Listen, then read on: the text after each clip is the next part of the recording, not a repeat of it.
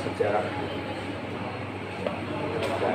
Jadi Ibu tuh update terus masalah politik, ekonomi, kebudayaan, sejarah. Next, silakan teman-teman. Langsung saja. Langsung aja nih ya Pak. Ya. Kira-kira setelah ini komunikasi antara Ibu Mega sama Pak Prabowo gimana?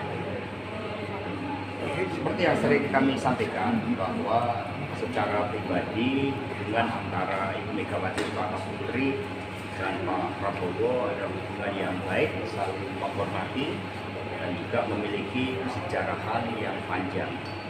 Sehingga tentu saja ini menjadi suatu landasan yang baik di dalam membangun bangsa dan negara ke depan. Tapi kemudian dalam Rakornas PAN Pak Prabowo sudah menyebutkan soal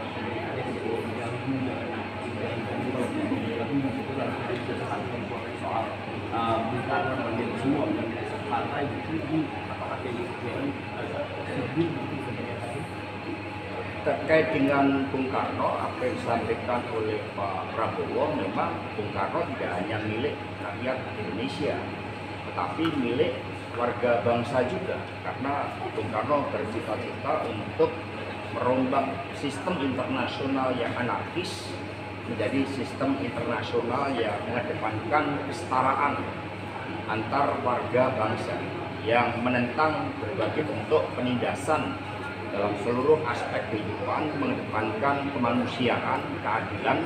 Bahkan Bung Karno mengusulkan Pancasila menjadi piagam dari perserikatan bangsa-bangsa untuk membangun suatu tata dunia yang baru. Nah, bagi PD Perjuangan, kesejarahan dengan Bung Karno itu sangat kuat karena akar dari PD Perjuangan adalah PNI yang didirikan oleh Bung Karno dan menggelorakan suatu semangat kemerdekaan Indonesia saat itu dengan mengorganisir rakyat. PD Perjuangan secara konsisten menjabarkan ide, gagasan, pemikiran, cita-cita Bung Karno dalam seluruh nafas kehidupan partai dan kehidupan berbangsa dan bernegara. Sehingga karena emotional bonding itulah PD Perjuangan yang paling konsisten di dalam menjabarkan seluruh pemikiran Bung Karno itu, khususnya terkait dengan ideologi Pancasila, spirit mewujudkan Trisakti. Sekiranya partai lain juga akan menjalankan hal yang sama dengan PD Perjuangan, dengan emotional bonding Bung Karno, pemikiran-pemikiran Bung Karno, ya tentu saja kami welcome.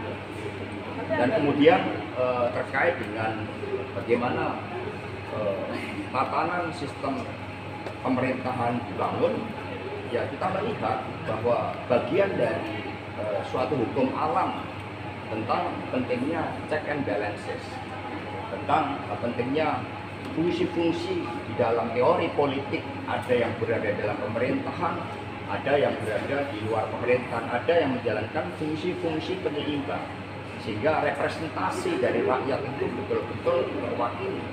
Nah, bagaimana sikap PDI Perjuangan? Kami belum memutuskan hal itu karena menyangkut hal yang sangat strategis. Kami mendengarkan bagaimana masukan anak ranting, PAC, DPC, masukan arus bawah, karena PDI Perjuangan adalah partai yang dibangun dari kekuatan arus bawah itu.